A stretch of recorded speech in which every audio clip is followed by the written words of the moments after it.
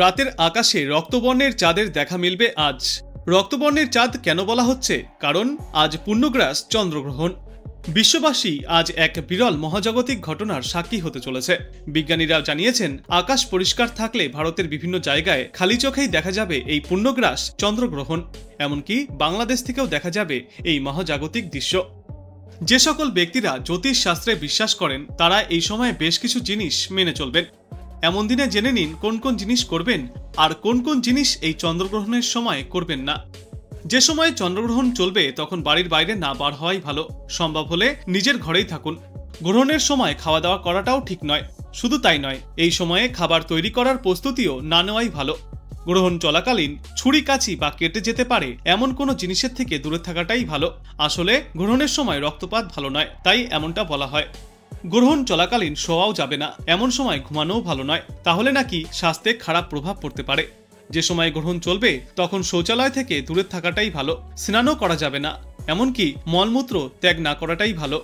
যখন পূর্ণগ্রাস চন্দ্রগ্রহণ চলবে সেই সময় দাঁত মাজাও উচিত নয়। পাশাপাশি এই সময়ে চুলদাড়ি আঁচড়ানো ভালো নয় বা এগুলো কাটাও চলবে না। পূর্ণগ্রাস চন্দ্রগ্রহণ চলাকালীন পুজো করাও ভালো নয়। আর জ্যোতিষশাস্ত্র এও বলছে যে এই সময়ে গয়না না পরাই ভালো। গ্রহণ চলাকালীন কি করবেন? যখন গ্রহণ চলবে সেই সময়ে বাড়িতে থাকার চেষ্টা যেমন করতে হবে, তেমনই এই সময় ঠাকুরের জপ করতে হবে। এখানেই শেষ নয়, সে সময় তুলসী পাতা খাবার জলে দিয়ে রাখতে হবে। বিজ্ঞানীরা বলছেন, আজ রবিবার রাত 8:58 ভারতীয় সময় অনুযায়ী ধীরে ধীরে ফ্যাকাশে হতে থাকবে চাঁদ। তারপর ধীরে ধীরে লালচে হবে পৃথিবীর এই একমাত্র উপগ্রহ। ভারত থেকে চাঁদকে সবচেয়ে বেশি লাল দেখা যাবে আজ রবিবার রাত 11:42 নাগাদ। সূর্যগ্রহণের সময় সূর্য ঢাকা পড়লেও চন্দ্রগ্রহণের ক্ষেত্রে কিন্তু তা হয় না, বরং চাঁদ হয়ে ওঠে তুলনামূলক ফ্যাকাশে। পূর্ণগ্রাসের সময় তা হয় গাঢ় লালচে। তার নেপথ্যে রয়েছে বেশ কিছু কারণ। চাঁদের নিজস্ব আলো নেই, তার উপর সূর্যের আলো পড়ে, তাই পৃথিবীতে প্রতিফলিত হয়। চাঁদ এবং সূর্যের মাঝে পৃথিবী চলে এলে সূর্যের আলো আর চাঁদে পড়ে না, বদলে পৃথিবীর ছায়া পড়ে চাঁদের ওপর, তখনই হয় এই চন্দ্রগ্রহণ। পূর্ণগ্রাস চন্দ্রগ্রহণের সময় চাঁদের রং গাঢ় লাল হয়ে ওঠে, সেই কারণেই তাকে রক্তচাঁদ বা ব্লাড মুন বলা হয়ে থাকে। চাঁদ এবং সূর্যের ঠিক মাঝখানে পৃথিবী চলে এলে তখন তার ছায়া পড়ে চাঁদে, সেই সময় হয় পূর্ণগ্রাস চন্দ্রগ্রহণ। চাঁদ পুরোপুরি কালো কিন্তু হয় না, বদলে লাল হয়ে ওঠে। MP Birla institute of fundamental রিসার্চের প্রাক্তন অধিকর্তা দেবীপ্রসাদ দুয়ারি জানিয়েছেন, গ্রহণের সময় চাঁদ পৃথিবীর ছায়ায় প্রবেশ করে, তাই আমরা ভাবতেই পারি চাঁদ কালো রঙের হয়ে উঠবে, কিন্তু তা হয় না। কেন হয় না সেই ব্যাখ্যাও দিয়েছেন তিনি জানান, পৃথিবীর বায়ুমণ্ডল যখন সূর্যের আলো গ্রহণ করে তার মধ্যে দিয়ে তখন সেই রশ্মি প্রতিসারিত হয়, তখন সূর্য রশ্মির লাল অংশ কম পরিমাণে প্রতিসারিত হয় এবং তা চাঁদের ওপর গিয়ে পড়ে। অন্যদিকে সূর্য রশ্মির নীল অংশটি চারদিকে ছড়িয়ে ছিটিয়ে পড়ে, তাই চাঁদকে গ্রহণের সময় গাঢ় কালচে লাল রঙের দেখায়, কিন্তু কখনো কালো দেখা যায় না।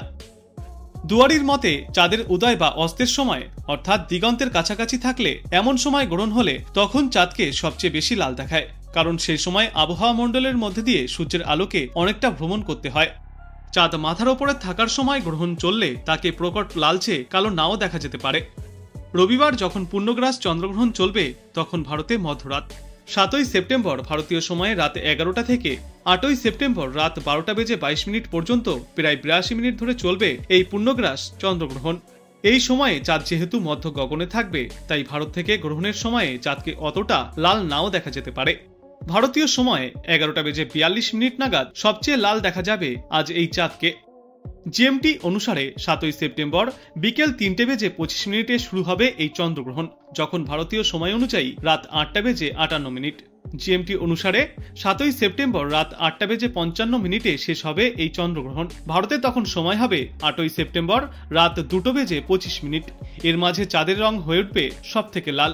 ভারতে এই দৃশ্য দেখা যাবে 7ই সেপ্টেম্বর রাত 11টা থেকে 8ই সেপ্টেম্বর রাত 12:22 পর্যন্ত।